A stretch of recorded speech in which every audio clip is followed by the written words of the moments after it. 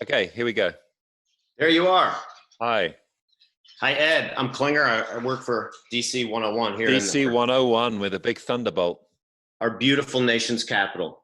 Yeah, very good. How are you And I got doing? to ask you a question.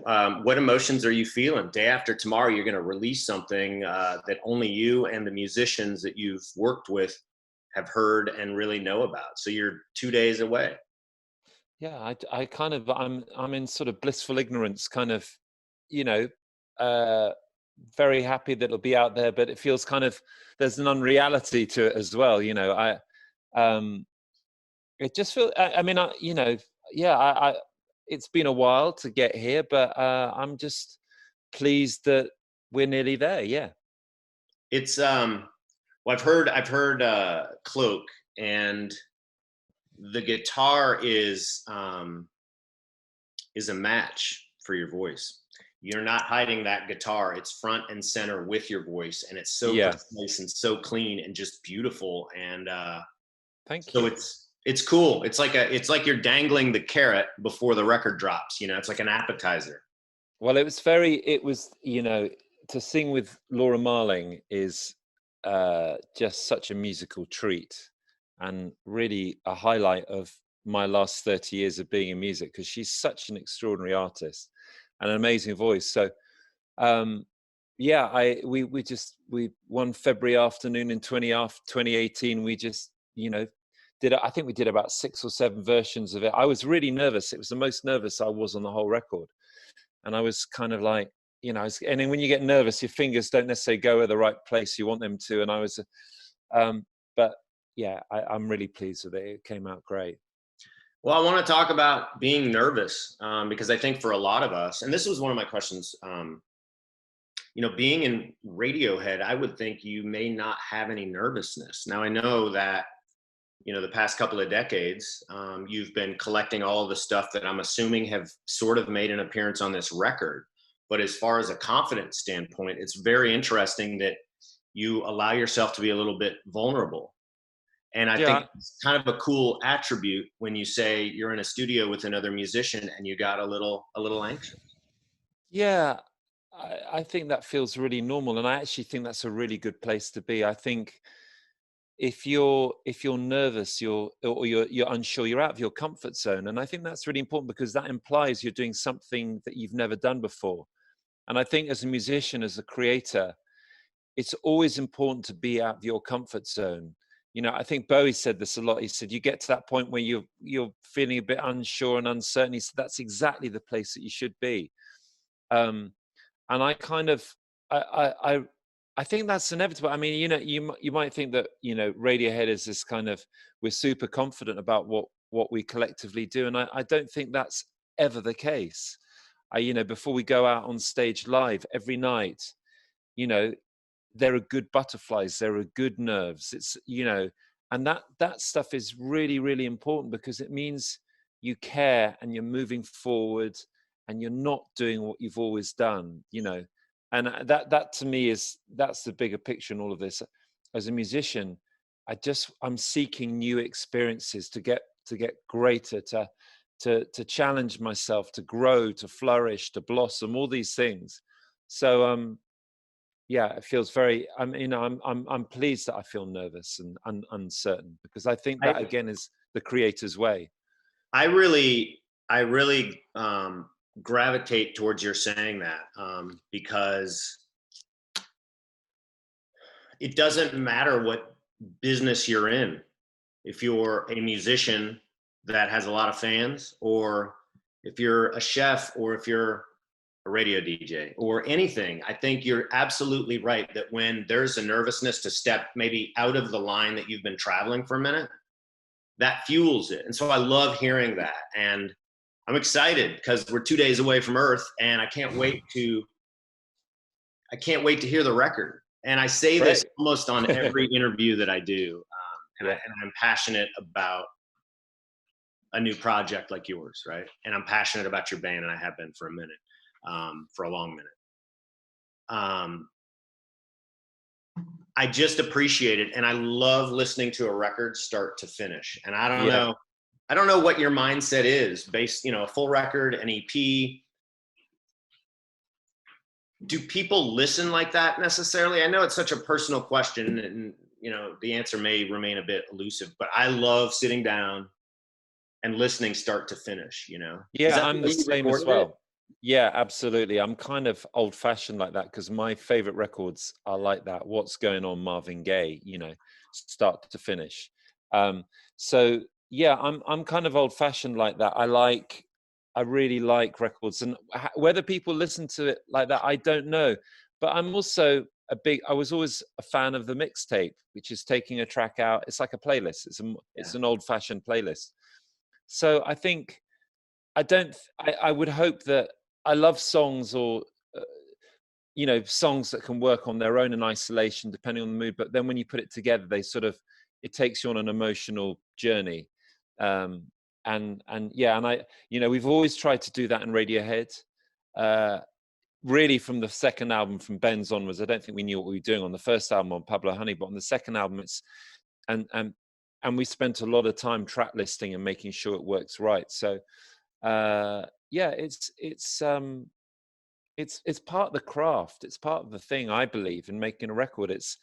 It's your opener, how you close it, what sits next to it, and what happens if you're lucky. What happens is that you line up these songs and then you put them together and they become greater than some of their parts, and that's what you're trying to do. That's what all great albums, if I know Nick Mason from Pink Floyd, and I think Pink Floyd would be, you put these songs together, and suddenly you get this whole different picture, this whole bigger picture. So yeah, I think that's part of the craft of I mean, making I'm records. super excited, and it's a real pleasure to be talking to you right now. So thank you Thank for you. making the time. The record is Earth. It's out in 2 days. Um, I'm going to be blunt. Why did it take you so damn long to make a solo record? Because, Well, and yeah, it's tongue in cheek, of course, and yeah, I respect. know. Yeah, Um, no, but you've been doing your thing a long time, man, in Radiohead, and so why right now? Is the time is right? partly I don't know why, because you never know why these songs, I found a way to write songs which came later on Yes, in my life. And the other part is the reason it's taken so long. I mean, all the songs are basically I started writing about summer 2013, and they are all finished by the summer of 2014, all demoed and all the songs are written. And then summer of 2014, I enter the Radiohead uh, okay, cycle, which is recording an album and touring. And that really went on to basically all of 2017. I started recording my record at the end of 2017, and still in 2018 we had two tours of America. You had a tour of America and a tour of South America. So it was really, when I think about the time, because it does feel like a long time, but it sandwiched this big Radiohead cycle. And I just couldn't do the two at the same time. I had to let one run and sure, then put a lid on that and then move on. They were emotionally very different records. okay.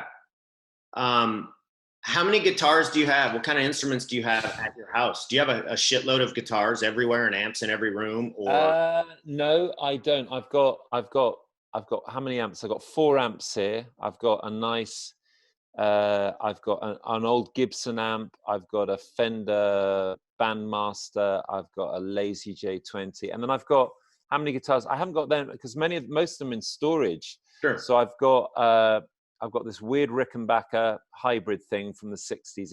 It's somebody's customized it to. It's amazing. I've got a custom shop Fender Strat with lace sensor pickups. It's just really great. And then I've got a couple of lovely acoustics. The guitar, the Martin 0018, which is the one which is all over the record. It's the only acoustic on my record, and Awesome. it's that one. That's like a 1959, and I got a '64 Gibson Hummingbird. So that But one, okay, go ahead. yeah, but the thing I've got, which I'm most excited about, is I've got in my possession, waiting to be dug into, is you'd say Moog, we'd say Moog, a Moog One keyboard, which is their big polyphonic, all singing, all dancing, 16 voices of synth. Did you see my facial expression? It was just kind Yeah, of, yeah, I yeah. was just like, Yeah, exactly. It's That's going to got to be, give you butterflies. yeah, I've got to get my head under the bonnet and I've just got to get in there. And I also can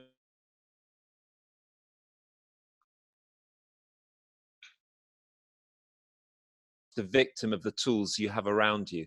So I'm hoping that I've got I've got my pedal board as well, but We I've got some good stuff. Are you always playing?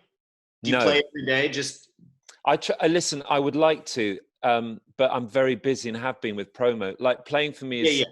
is something I love. It's also therapy, but I've got over that. I remember when I was going through a period about 11, 12 years ago when I was feeling like I was really stuck in my playing, and I wasn't feeling it, and I was just like, I don't want to pick up the guitar, which when you're a musician can be quite kind of like, well.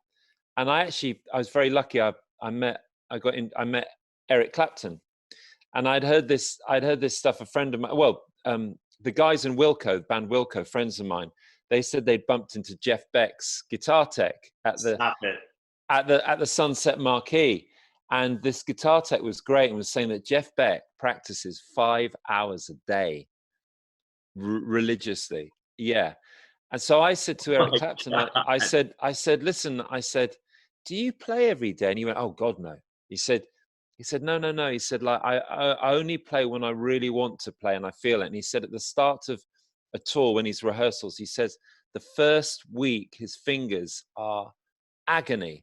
So I kind of took that, and I think that's really important. You play when you want to or you're able to. Don't give yourself a hard time. But there's no point playing if you're not feeling it. Do something else, read a book. That all plays a part of the creative process. It's not just picking up your instrument. That's well said. And again, kind of for anybody's business, no matter what line of work you're in, Yeah, it's for sure. time to have some downtime. What other conversation am I going to have today, this week, or this year that would feature references to Pink Floyd, Wilco, Eric Clapton, Jeff Beck? This to me is fascinating. You bring up Wilco. Isn't Wilco on your record? Yeah, well, Glenn Kochi, who's Yep. Wilco's drummer, the most phenomenal drummer. Him and John Stirrat, bass player, are dear friends. We were on holiday or with our families last year, Cool. and Glenn and his family were living in Finland because his wife won a Fulbright scholarship, and so he was kind of, Finland is not like Chicago; it's kind of around the corner. And Yeah. I was going through a hard time in the studio, and I needed some rhythmic assistance. So I emailed Glenn and I said, Glenn, if I paid, can I fly you out to just come and he's like, he checked in with Mitty, his wife, and they were like, yeah. So he got on a plane and got him on a plane, and he came and spent a couple of days with us, and it was great. I mean, he's a beautiful person, but he's a phenomenal drummer. So yeah. Do you feel like, Ed, when you back in, I don't know, 2013, 2014, or even prior, in your mind, do you come up with like a superstar wish list of musicians and then kind of see where you're going to fill in the blanks with that to complement your vocals and your guitar work? Yeah, it's funny. I mean, this is the first time I've done it, but that's exactly what I did. And when I was demoing the record back in 2013 and writing it, Daft Punk Random Access Memories had just come out, and the rhythm section on a lot of and there's this amazing footage of them at the Grammys playing Get Lucky, and there's Pharrell, Stevie Wonder on keys, Nile Rodgers on drums, the robots doing all their robot stuff, and then the rhythm section is Omar Hakim and Nathan East. And I was like, oh my God, of course I know those guys. And like, wow, yeah. And I don't know them, but I know of them because they're titans. They're huge. They're masters of their instruments. And so when I was demoing, I said to Ian, the engineer, I said, oh, imagine we've got Nathan East on bass here, and we've got Omar Hakim on drums. This is the vibe. And not in my wildest dreams did I think they'd actually end up, but it was interesting. When I went out on tour with Radiohead, I was touring America, and I bumped into Daft Punk's manager. I was talking to him about Nathan and Omar, and he said, oh, they're amazing. And I guess probably in the sort of, just just being on tour and being out there and doing some shows, and I was like, okay. And he said, do you think that, I said to him, I said, do you think they'd be interested in playing? They said, how? He said, hell yeah, you know, you guys are just headlining Coachella. The, you know, Radiohead's on these guys' radar. So what was great was I was able to have a conversation with them initially on the phone and ring up and speak. And I was like, you know, I'm trying to get this project going.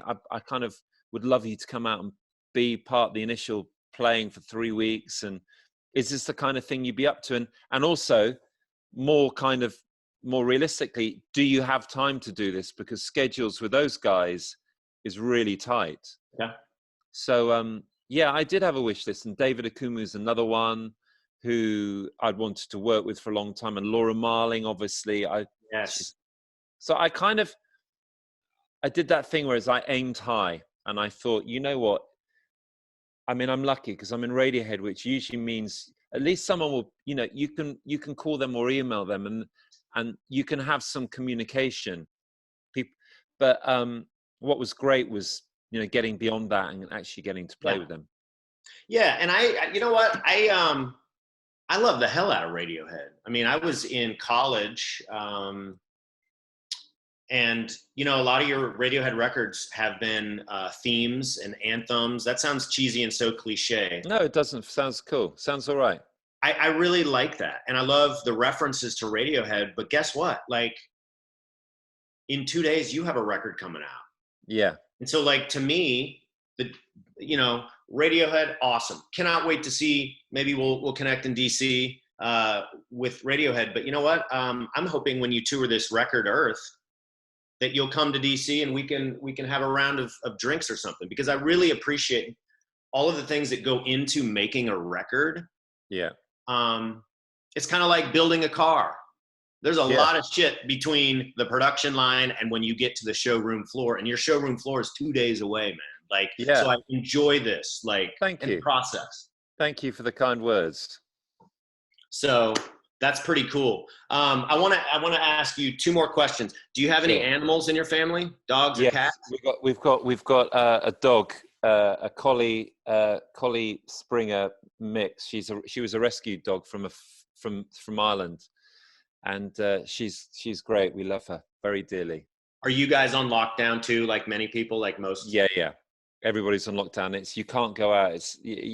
I think gatherings of more than 2 people, it's illegal or something. It's very severe.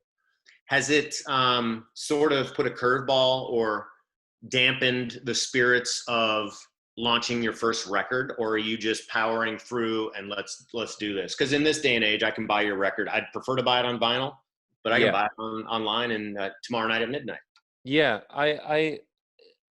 I'm not at all despondent, or I mean, this thing is obviously bigger than my record, and it just feels like I have a real sense that, you know, as a musician, we're not key workers, but we can be in the kind of, or health workers, we could maybe be in the next line, because, you know, songs can help lift the spirits or allow people to be emotional, to process stuff. So, you know, I'm just, you know, I've always felt this about what I do and what I've done in Radiohead. It's like service. You're being of service. First of all, you're a service to the music when it comes and you make it. That's what it's all about. And then once it's finished, it's serving your fans and putting it out there, and it's for them. And a gig is like service. It's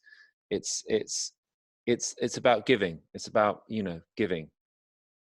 I dial into that so much because, like a concert, let's say a concert's 90 minutes or 2 hours.